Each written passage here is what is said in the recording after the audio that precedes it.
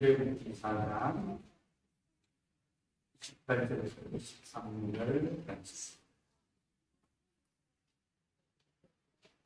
하나님께서 말씀하십니다.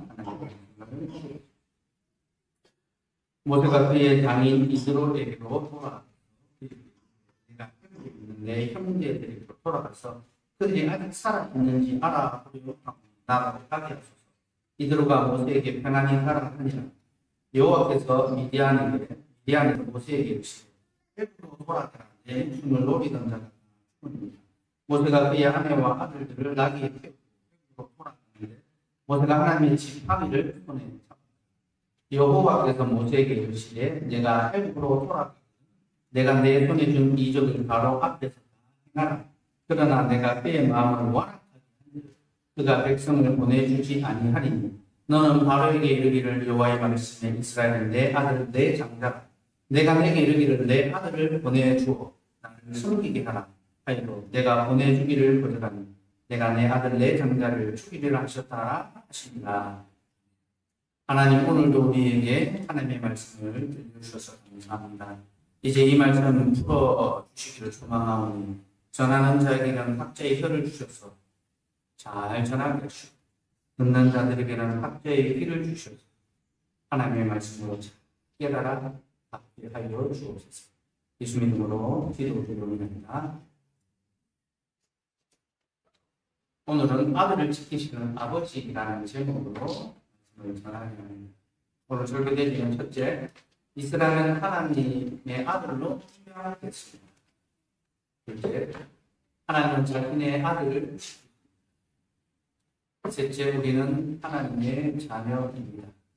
세 가지 내용을 살펴보려 합니다. 첫째, 이스라엘은 하나님의 아들로 입양됐습니다. 오늘 본문 18절 말씀 같이 한번 읽겠습니다. 시작. 모세가 그의 장인 이들에게로 돌아가서 내 형제들에게로 사람을 알아보려 하니 나로 하게 이드로가 모세에게 평안히 하라. 모세는 드디어 하나님의 말씀에 순종하기로 작정했습니다. 그래서 이스라엘 백성을 구원하기 위해 자기 형제들에게로 돌아가기로 만든 것입니다. 그리고 자기의 장인 이드로에게 자신을 평안히 보내줄 것을 요청했습니다. 여러분, 이 일은요, 모세에게 사실 상당한 결단을 요구하는 그런 일입니다. 왜냐하면 이드로의 집은 모세에게 있어서 안전한 울타리며 보호처였기 때문입니다. 여러분, 모세가 도망자의 신세로 만날 때 이드로가 그를 영접하여 맞아 주었죠. 고대 사회에서 자기를 지켜주는 보호의 울타리, 보호하는 그 무리가 없다는 것입니다. 대단히 위험하고 비참한 상황에 처했다는 것을 보여줍니다. 모세는 매우 위험한 상황, 매우 비참한 상태에 있었습니다. 그런데 이드로가 그를 영접하여 맞아 그리고 그에게 자신의 딸을 주고 그리고 자신의 양무리를 주게 했습니다. 그럼 이드로에게는요 7명의 딸이 있으면 그에게는 아들을 했습니다. 그런데 여러분, 모세가 이드로의 사이가 되었다는 그 집에 아들과 같은 존재가 되었다. 그럼 모세는 이드로의 아들, 장자와 맏아들과 같은 그런 신분이 되었습니다. 그럼 이드로는요, 미디안 땅에서 유력한 존재였습니다. 보잘것없는 자가 아닙니다. 그는 제사장이었고 또 부와 권세를 갖고 있었습니다. 그리고 그에게는 아들이 없었다. 그러니 그가 죽고 나면 그가 가진 모든 소유, 그 부와 권세가 누구의 차지가 되겠습니까? 모세의 차지가 됩니다. 모세는 자기 장인의 그 소유를 승계할 자격이 있는 사람이었습니다. 그럼 이것이 의미하는 것은요, 지금 모세에게 매우 안정적이다. 어느 정도의 성공이 보장된 그런 삶을 그가 살아가고 있었다. 모세에게는 안정적인 또 성공적인 삶이 보장되어 있었습니다. 그런데 그가 어떤 선택을? 저는 그 안정적인 그 삶의 울타리를 떠나서 다시 위험과 죽음이 기다리고 있는 땅으로 돌아가고 있습니다. 모세는 지금 안전한 울타리를 떠나 위험한 곳으로 나아가고 있습니다. 저는 이 장면을 보면서 옛적에 모세와 같은 선택을 했던 또 다른 한 사람을 떠올리게 됐습니다. 바로 아브라함이 그가 본토 친척 아비집을 떠나 하나님이 지시하는 땅으로 갔습니다. 여러분, 아브라함 역시 갈대아 우르라는 매우 안전하고 안전한 땅에서 살고 있었습니다. 그는 그 땅에서 잘 살았습니다. 부유한 삶, 안전한 삶, 성공이 보장된 삶을 살고 있었습니다. 그러나 그는 하나님의 약속의 말씀을 따라 하나님이 지시하는 땅으로 곧 그는 현실적인 삶을 선택합니다. 믿음의 삶을 선택했습니다. 그리고 이 선택을 통하여 그는 자신이 누구인지를 나타내보였습니다. 그 자신이 본토 친척 아비 집을 떠나는 것을 통하여 자신이 땅의 아버지에 속한 자는 하늘 아버지의 자녀라는 사실을 보여주었던 것입니다. 사랑하는 여러분, 우리의 선택은 우리의 존재가 누구인지를 보여줍니다. 내가 누구입니까? 내가 말하는 그 사람이 내가 아니라 내가 선택하는 그 대상이 바로 나의 존재입니다. 우리는 우리의 선택을 통하여 우리가 하나님의 자녀라는 사실을 세상에 보여줄 수 있어야 합니다. 아브라함이 그 선택을 보여주고 오늘 동일한 선택을 보여주고 있습니다. 그런 자신이 하나님의 약속을 따라 살아가는 사람을 보여주었습니다. 그럼 재밌게도 모세는 9번의 입양을 경험합니다. 먼저 그는 바로의 딸의 아들로 입양되었습니다. 모세가 나일강에 던져졌을 때 바로의 딸은 그를 건져 아들로.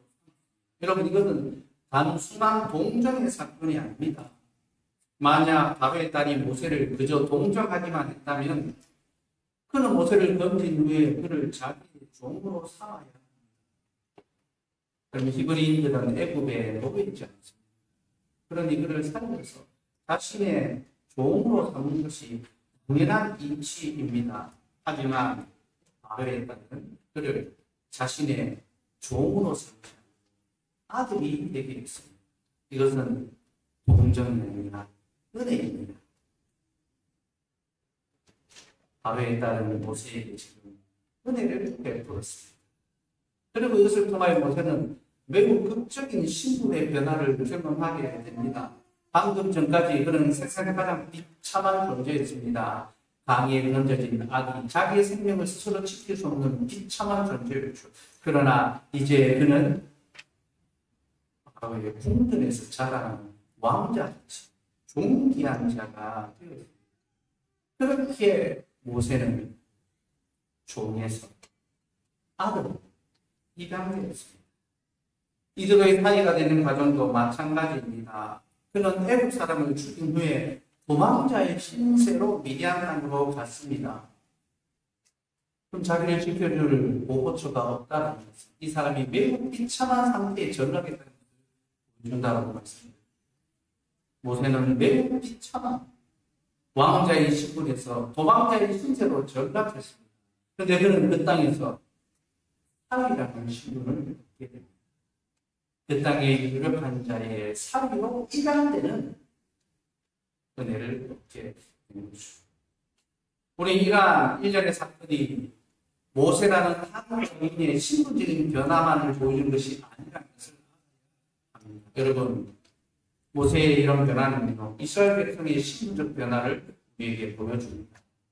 모세는 이스라엘 백성들의 머리 그가 경험하는 것은 장차 이스라엘 백성도 경험하게 되는 일입니다. 모세가 물에서 던짐받은 것처럼 이스라엘 백성도 홍해의 물에서 던짐받게 될 것입니다. 그러므로 모세에게 일어난 이 신분적 변화는 이스라엘 백성들이 하나님의 양자로 입양될 것을 보여주는 후속사적인 그런 사건입니다. 본문 22절 말씀 같이 읽읍시다. 시작. 너는 바로에게 이르기를 여호와의 말씀에 이스라엘은 내 아들 내 장자라. 여러분, 하나님께서 이스라엘 향하여 뭐라고 합니까? 너는 내 아들 내 장자다라고 말씀하셨습니다. 곧 이스라엘이 하나님의 아들로 입양되었다라는 겁니다. 여러분, 이 말씀은 참으로 놀라운 말씀입니다. 이스라엘 백성들은 한낱 애굽의 노예에 불과했습니다. 그런데 그런 이스라엘 백성이 하늘의 하나님의 아들로 불려지고 있습니다. 여러분, 노예가 아들로 불려지고 이보다 더 놀랍고 복된 말씀이 어디에 있습니까? 근데 여러분, 이 말씀은 그 말씀 자체로도 놀랍지만 이 말씀을 듣는 대상을 생각할 때 더 놀라운 말씀입니다. 여러분, 하나님 지금 이 말씀을 누구에게 하고 있습니까? 하나님 모세에게 너는 바로에게 이르기를 바로에게 가서 내 말을 전하라. 여호와의 말씀에 곧 이스라엘 백성들이 하나님의 아들이 되는 여호와의 말씀이에요. 그들이 어떤 신분적 이 존귀함이나 비천함과 그들이 어떤 노력에 달리는 것이 아니라 오직 전능하신 하나님의 말씀으로 그들이 하나님의 아들로 입양돼요. 이 백성은 내 아들, 내 장자. 그렇게 바로에게 선포했습니다. 여러분, 이것은 바로를 향한 하나님의 선정 보고와 같습니다. 왜 그렇습니까? 이런 바로는 신의 아들로 믿는 자이잖아요. 그런 사람들에게 신의 아들로 추앙받으며 높임을 받습니다. 그의 모든 그 권세의 중심에는 신의 아들이라는 그의 신분이 있습니다. 그런데 하나님께서는 그런 바로를 향하여 무엇이라고 하십니까? 너는 진짜 신의 아들이 아니다. 너는 아무것도 아닌 보잘것없는 자다. 진짜 신의 아들, 정말로 전능하신 하나님의 아들은 바로 네가 뭐예요? 네가 종으로 부리고 있는 바로 그 이스라엘 내 아들, 내 장자다. 그렇게 말씀해 주십니다. 이게 얼마나 놀랍고 대단한 말씀입니다. 우리는 세상의 높은 자들을 보며 행여 그들이 우리를 좋지 않게 볼까 싶었습니다. 우리가 예수 믿는 자들이라는 것, 우리가 하나님의 자녀라는 것 때문에 우리를 이렇게 볼까 싶어서 그들 앞에 두려워 떨고 염려하고 움츠러듭니다. 꼭 내가 교회 다니는 것 때문에 불의를 당하는 것은 아닌지, 비난을 듣는 것은 아닌지. 근데 하나님은 그런 세상의 그 권력자, 세상의 정적, 자신이 세상의 주인이라고 말하는 바로 그들을 향하여 너는 세상의 주인이야. 너는 진짜 신의 아들이 아니다. 이스라엘이야말로 내 아들이고 내 장자다. 그렇게 말씀해 주십니다.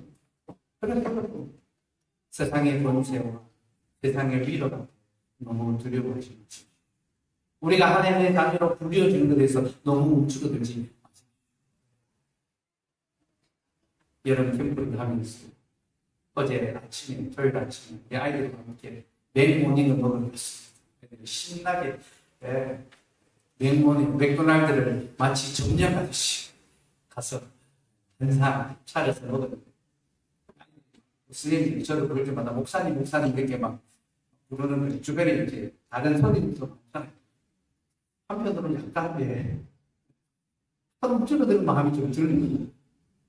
남편으로는 내가 교회에서만 목사로 불리는 것이 세상 가운데서는 목사로 불리는 것이 그런 마음이 들더라고요. 여러분, 우리는 정말 우리가 하나님의 자녀라고 불리어지는 것에 대해서 두려움을 가지고 이것은 우리의 자랑이고 영광이고 또 하나님께서 바로를 향하여 이스라엘이 내 자녀라고 말씀하시는 하나님의 자녀를 부르시면 세상의 기준과 조건이 쓸모없다는 것을 보여주고 있습니다. 여러분, 바로 어떤 자입니까? 그는 세상에서 가장 높은 자, 가장 영광스러운 존재. 그는 세상의 중심이고 세상의 모든 것을 다.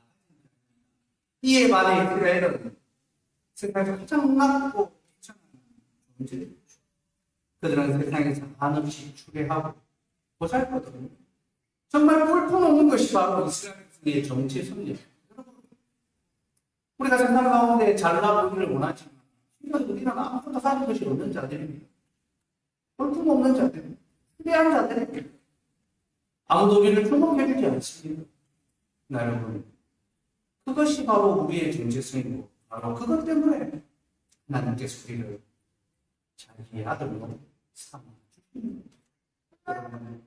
우리 하나님은 세상에서 가장 높은 자들, 좋은 스펙을 가진 자들, 좋은 직업을 가진 자들, 많은 문제를 가진 자들을 자기의 아들로 삼지 않는 세상을 가장 비천한 자들을 하나님의 조건을 보셨다면 바로 자기의 아들로 삼으셔야 되죠. 그러나 하나님은 무조건적으로 가장 비천한 자. 이스라엘은 세상의 노예지만 그들은 내 자녀 말씀해 주셨다. 사랑하는 여러분, 이것이 바로 하나님의 복음입니다. 그리고 이 복음은 전적으로 우리를 위한 것입니다. 또 우리와 같이 세상에서 비천하고 이런 무언가 해주고 싶어하고 잘나가고 싶지만 이런 아무것도 없이 추리하는 자들, 그들이 우리이기 때문에 하나님은 바로 그것 때문에 아들, 우리 안에 아무도 독한 것이 없고 무효한 것이 없고 무선한 것이 없기 때문에 하나님 우리를 자신의 거룩한 힘을 주신 것입니다. 이것이 하나님의 구원의 은혜입니다. 그래서 11장 16절입니다.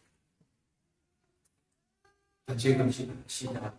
이러므로 하나님이 그들의 하나님이라 그런 받으심을 부끄러워하지 않으시고 그들을 위하여 한 성을 예비하셨느니라.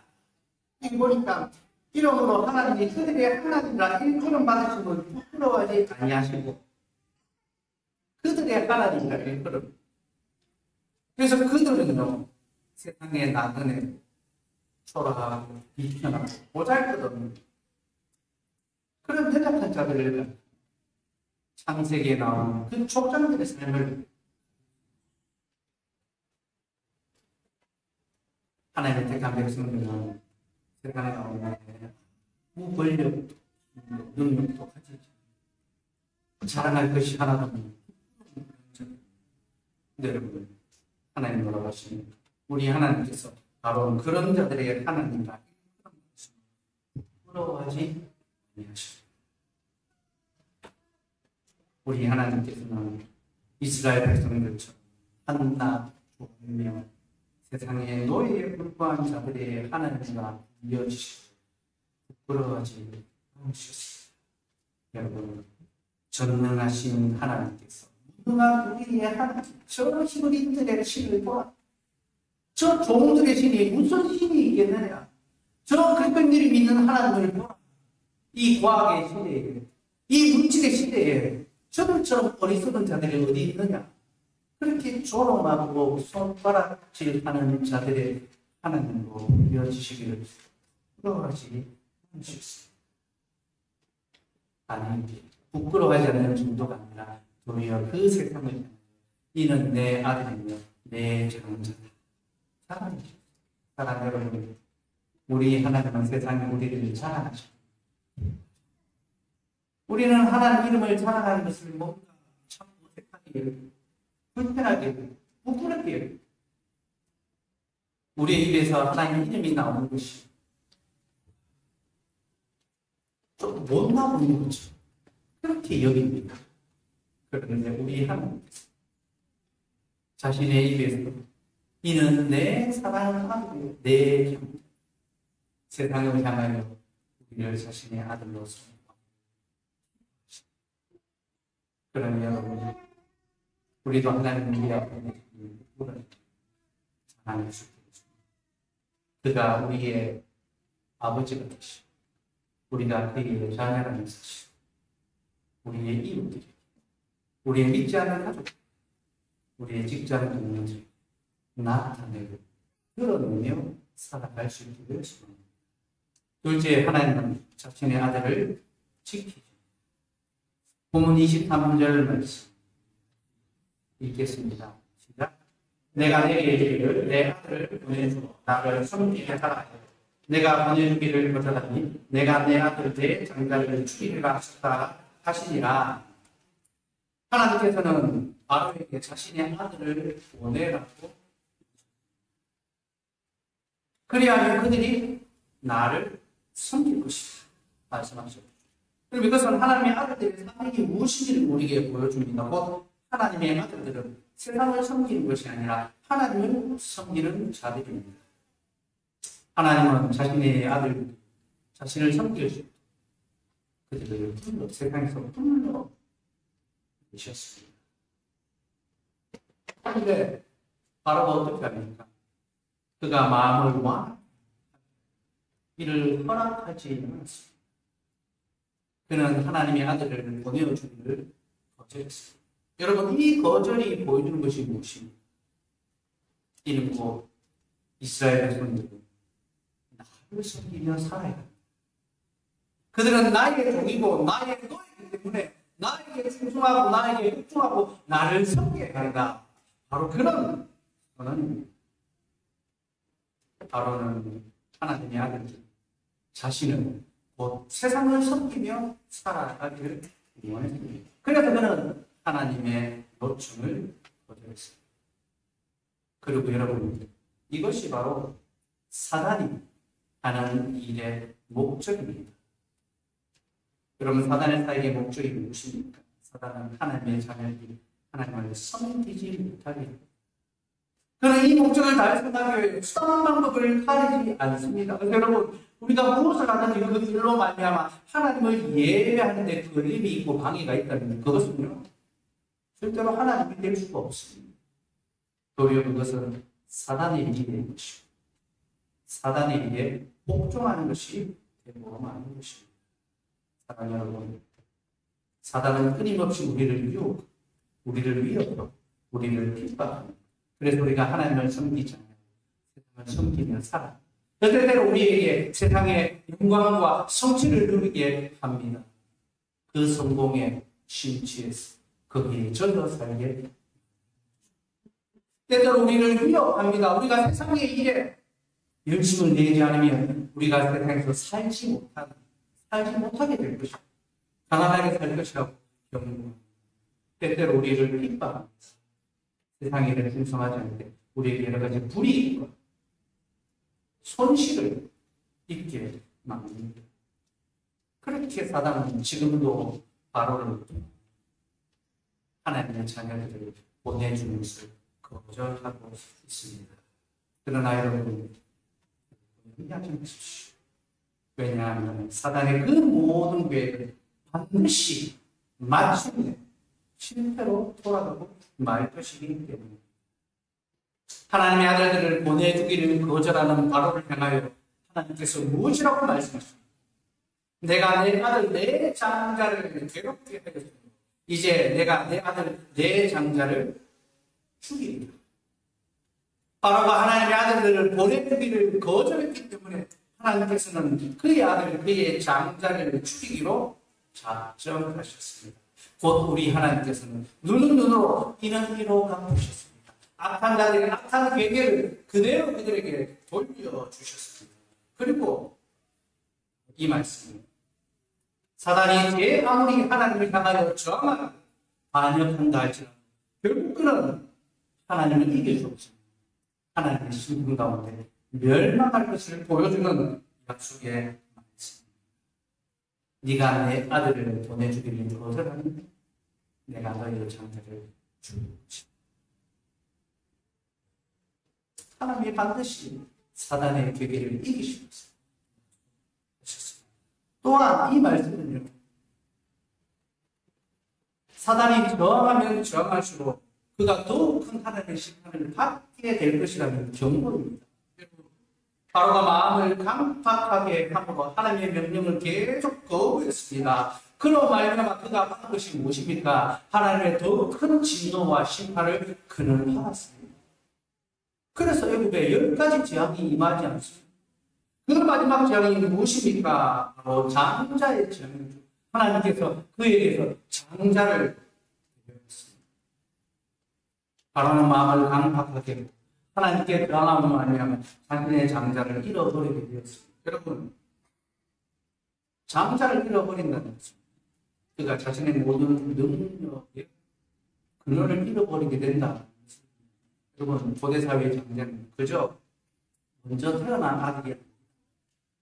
장자는 그 사람의 힘과 능력의 근원이 여기에 있음을 보여줍니다. 그래서 아버지가 유산을 상속할 때 장자에게는 다른 아들보다 갑절의 유산을 상속해 해줍니다. 이는 내 능력의 근원이다.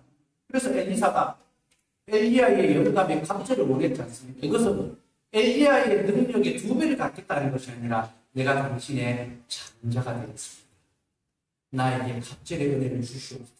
그런 고백입니다. 그래서 엘리야의 그 선지자의 직분이 엘리사에게 승계되는 겁니다. 어쨌든 장자는 그 사람의 능력의 근원입니다. 그런데 하나님께서 바로의 장자, 왜 모든 장자를 데려가심을 통하여 바로의 그 권세, 그 세상의 강력한 나라의 그 권세를 잃어버렸죠. 그 권세를 거두어 주셨습니다. 사랑하는 여러분, 사단은 자신의 모든 권세를 동원하여 하나님의 그는 마침내 하나님의 심판을 당할 것이며 그의 마지막은 자신의 장자를 잃게 될 것입니다. 사단의 장자가 무엇인가? 사망입니다.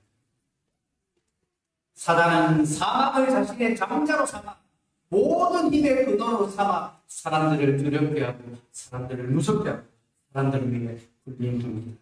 그러나 우리 하나님께서 그 사단의 장자를 사망을 거두어 계십니다.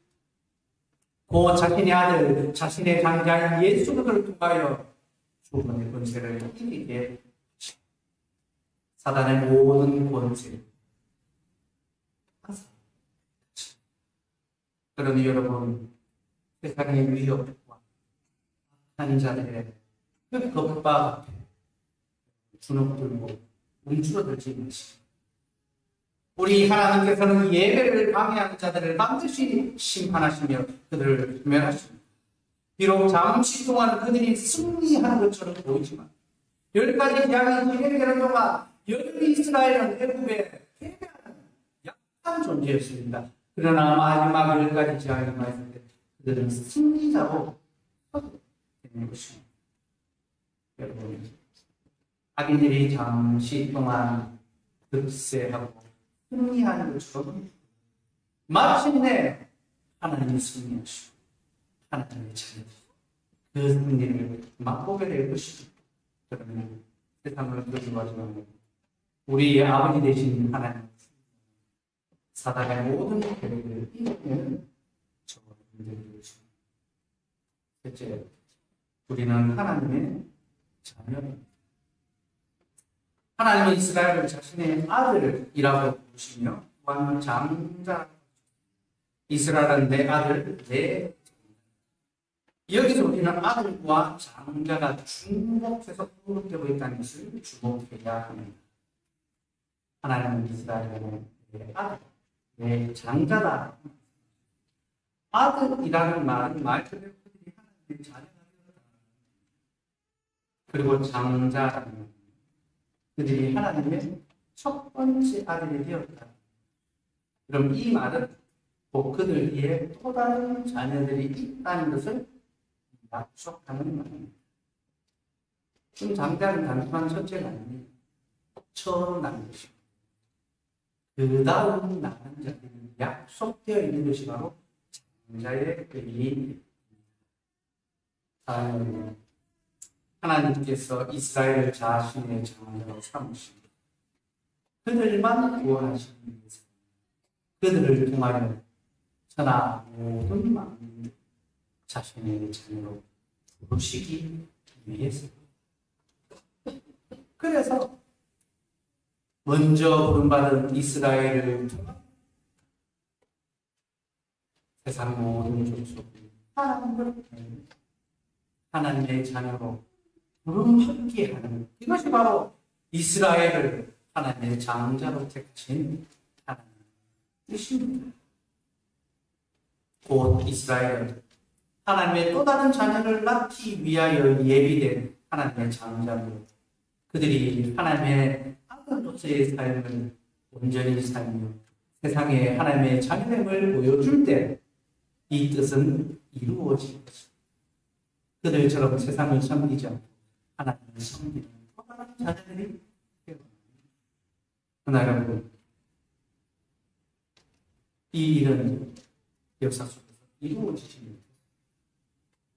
이스라엘 동화의 천하 만민을 자기의 자녀로 부르시기를 원하셨던 이 하나님의 기쁘신 뜻은 이스라엘 역사 가운데 이루어지지 못했습니다. 왜 그렇습니까? 이스라엘이 하나님의 자녀로 부름받았지만 그들은 자녀로서의 삶을 살지 못하고 여전히 종으로서의 삶을 그들은 종에서 자녀로 부름받았지만 그들의 마음속에는 여전히 종의 근성이 있었습니다. 그래서 자꾸만 종된 삶을 그리워하고 그때로 되돌아가는 겁니다. 그래서 그들이 광야에서 어떻게 합니까? 애국에서 먹었던 그 고기와 그 부추와 그 참외와 온갖 좋은 것들을 생각하며 다시 애국으로 돌아가자라고 합니다. 여러분, 하나님께서 그 애국의 종살이에서 구원해 주셨는데 그들은 애국에서 누렸던 그 종으로서 누렸던 그 손안에 잡히는 몇 가지 즐거움 그걸 잊지 못해서 다시 애국으로 돌아가려고 했습니다. 그래서 모세를 대신하여 다른 지선을 세워서 애국으로 돌아가려 했습니다. 여러분, 이스라엘 백성 안에는 뿌리 깊은 종의 근성이 있습니다. 그들은 이 종의 근성을 이기지 못했습니다. 그래서 하나님의 자녀, 세상의 종으로 살며 하나님의 신을 섬기며 살았다. 그런 삶을 살고 말았습니다. 이것이 바로 구약 이스라엘 백성들의 모습입니다. 그들은 하나님의 장자로 받았지만 그 영광의 직분을 감당하지 못했습니다. 에드가 그 장자의 직분을 가벼이 여기고 팥죽 한 그릇에 그 장자의 명분을 팔아버린 것처럼 이스라엘 백성 역시 그들의 장자의 명분을 여겼습니다. 그래서 여러분, 하나님께서 어떻게 하십니까? 하나님은 장자를 통하여 또다시 자녀들을 부르시기를 원하셨는데 이스라엘로 말미암아 그 뜻이 실패로 돌아가게 되었습니다. 그래서 하나님이 어떤 선택을 하십니까? 이번에는 자신의 진짜 장자를 이 세상에 보내어 주셨습니다.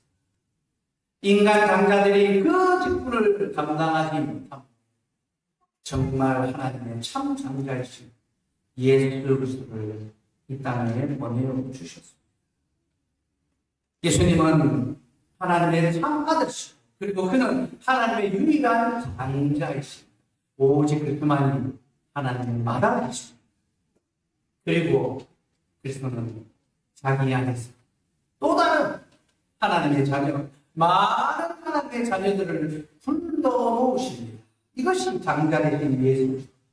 그는 우리의 형제가 되어서 또 다른 형제들을, 하나님의 자녀들을 이곳저곳에서 이 부르십니다. 로마서 8장 29절을 말씀.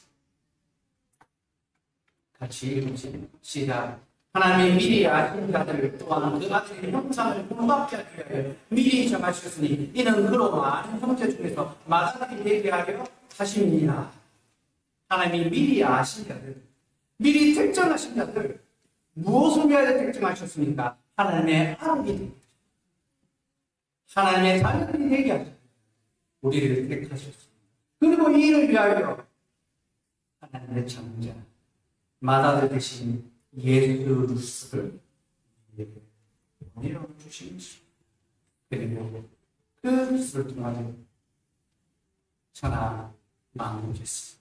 자신의 택한 자신의 자녀들을 불러 요한복음 6장 12절 지금 시작.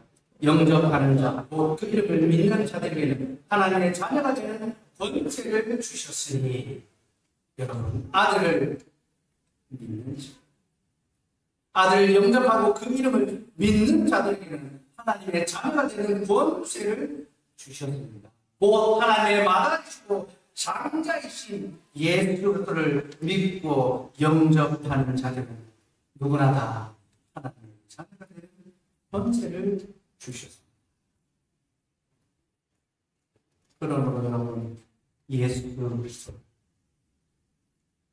우리의 구주, 하나님의 장자로 믿고 영접하고 하나님의 자녀가 되는 권세를 누립시다. 그 하나님의 자녀의 권세가 무엇입니까? 그 복이 무엇입니까? 웨스턴드 신앙법에서 12장에 있습니다. 우리가 하나님의 양자됨으로 말미암아 누리는 복은 이렇게 풍성하게 소개하고 있습니다. 같이 읽읍시다. 하나님은 의롭다 하시고 유일하신 나라를 예수 안에서 그리고 그분 때문에 양자됨의 은혜에 참여하는 자들이 얘기하십니다. 이로 말미암아 그들은 하나님의 자녀의 수에 들게 되고 자녀로서 자유와 특권을 누리고 하나님의 이름을 부여받고 양자의 영을 받고 은혜의 보좌 앞에 담대히 나아가고 아빠 아버지라고 부를 수 있고 긍휼히 여김과 보호와 부양을 받는다. 비록 이 땅의 아버지에게 받듯이 하나님께 징계를 받기도 하지만 결코 버림받지 않으며 오히려 속량의 날까지 인치심을 받아 영원한 구원의 상속자로 약속들을 유업으로 받는다. 하나님의 자녀가 되는 이 권세와 진리를 똑똑히 기억하십시오. 우리가 그리스도 예수를 믿음으로 말하는 하나님의 자녀, 우리는 하나님의 자녀의 수에 들게 곧 보이지 않는 영원한 하나님의 교회의 신자가 되고 이 신자됨을 눈에 보이는 이 지역교회의 성도가 됨을 통하여 확인하게 되는 것입니다. 여러분, 우리가 이 교회의 성도가 되는 영원하신 하나님의 나라의 그 백성, 그 수에 들게 되었다는 것을 보여주는 증거입니다. 그리고 자녀로서의 자유와 특권을 누립니다. 여러분, 자녀에게는 자유, 특권이 있습니다. 우리는 하나님의 자녀로서 하나님을 예배하는 자유를 누립니다. 여러분, 우리는 종으로서 예배하지 않습니다. 아들로서 우리의 자유를 예배를 위하여 사용하는 겁니다. 그래서 우리는 우리의 시간을 마음껏 사용할 자유가 있습니다. 일주일의 시간에 일정한 부분을 하루를 떼어서 하나님을 예배하는 자유가 그 특권이 무엇입니까? 말씀을 듣는 특권. 그 말씀의 은혜에 참여하는, 성례에 참여하는 특권이고 그 말씀의 교제에 참여하는 특권이고 그 말씀의 보호를 받는 특권이고 그 말씀 가운데 살아갈 수 또한 하나님의 이름을 배웁니다. 하나님께서 우리에게 자신의 이름을 주셨고 그래서 우리가 그리스도인이라고 부릅니다. 미천한 주의와 연약한 우리에게 하나님이 자신의 이름을 주시고 그들의 하나님이라 일컬음 받기를 부러워하지 양자의 영을 주셔서 우리 속에 우리가 하나님의 자녀라는 것을 계속해서 증거하시고 은혜의 보좌 앞으로 담대히 나아가게 아빠 아버지라고 부를 수 있습니다. 그리고 긍휼을 보호와 부양을 했습니다. 때때로 우리는 하나님의 징계를 받기도 하지만 결코 버림받지 않으며 오히려 속량의 날까지 인치심을 받아 영원한 구원의 상속자로서 약속들을 유업으로 받습니다. 우리는 일시적으로 죄의 지배하에 죄에 넘어지고 또 은혜에서 뒤로 물러가고 그러나 여러분 우리가 하나님의 자녀 하나님의 징계는 우리를 버리는 것이 보호하고 지켜주시고 우리를 붙들어주는 징계입니다. 그러면 우리가 하나님의 자녀는 얼마나 이 복과 권세보다 우리에게 더 좋은 것이 어디 있습니까, 여러분? 세상 전지 이것보다 더 좋은 복은 그래도 여러분 우리 이 복을 놓치지 말고 움켜잡고 싶도록 곧 예수 그리스도를 믿고 그를 영접하고 하나님의 자녀의 권세를 풍성히 누리기 위해서만 여러분 우리는 다 그를 영접한 자입니다. 그래서 그의 이름으로 다 세례를 받은 자. 근데 여러분, 그리스도를 영접한다는 것은 실제적인 의미가 무슨 게 아닙니다. 이는 곧 우리가 입으로만 그를 영접하는 것입니다. 우리의 삶의 모든 영역에서 그를 우리의 자로 영접하는 것입니다. 여러분, 이게 무슨 말입니까? 제가 앞서 장자는 그 사람의 능력과 영광의 근원입니다. 또 누군가에게 있어 가장 의지가, 가장 힘이 되는 존재가 장자입니다. 이는 내 아들, 내 장자. 그런데 여러분, 그리스도를 우리의 장자로 영접한다는 것이 무슨 의미입니까? 곧 그를 우리의 삶의 모든 능력의 근원으로 사랑하는 여러분, 우리는 이 땅을 살아 우리의 의지의 첫 번째 대상은 예수 그리스도가 됩니다. 어떤 사람이, 어떤 물질도, 어떤 자리도, 그 어떤 것도 우리의 첫 번째 의지를 위한 게 아니라 오직 예수 그리스도가 첫 번째 의지가 되어요.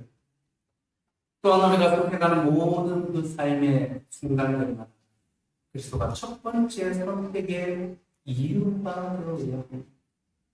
우리가 무엇을 선택하는지 그 선택의 이유는 그리스도. 하나님의 그리스도 때문에 이것이 그리스도를 하나님의 장자로 영접하는 것입니다. 그리고 이러한 선택을 위해서 우리는 버려야 할 것이 있습니다. 바로 종의 근성. 우리 안에는 어쩔 수 없는 종의 근성이 있습니다. 우리는 다 종들이었기 때문에 우리 마음 깊은 곳에는 종의 근성이 있습니다. 이 종의 근성은 우리로 하여금 자꾸만 그리스도가 아닌 다른 것을 먼저 선택하게 만듭니다. 그 세상의 성공과 부유와 영광을 우리의 장자가 됩니다. 우리의 첫째, 우리의 먼저 선택하는 이유가 되게 이것이 우리 속에 있는 이 종의 근성. 최근에 어떤 교회에서 최종적으로 올라가신 분이 갑자기 사퇴하는 일이 있어요. 알고 보니까 더 큰 교회에서 성공제안과 그 청빙한 교회도 제법 규모가 있는 중견 교회입니다. 몇백 명이 모이는 교회입니다. 그런데 몇천 명이 모이는 교회에서 청빙하겠다. 이런 일은 참 부끄럽고 비참한 일이지만 이런 일을 생각보다 제법 많이 일어납니다. 수십 명 교회를 목회하다 보면 수백 명 교회다 보면 빨리 합니다. 정당한 명분이 얼마든지 있습니다. 하나님 내게 더 많은 영혼을 수백 명 교회를 목회하다가 수백 명 교회가 어디니? 옮겨갑니다. 하나님의 영광을 위하여, 하나님을 위하여 살아간다. 그 속에 감추어도 자기 영광. 결국 선택할 때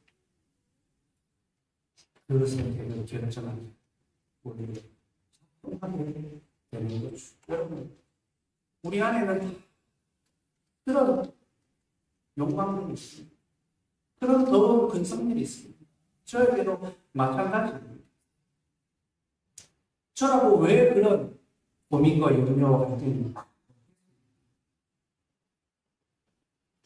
더 좋은 직장인 되면 이것저것 묻지도 따지도 않고 먼저 선택하는 것이 위에 삶의 모습이 되고 있지는 않습니다.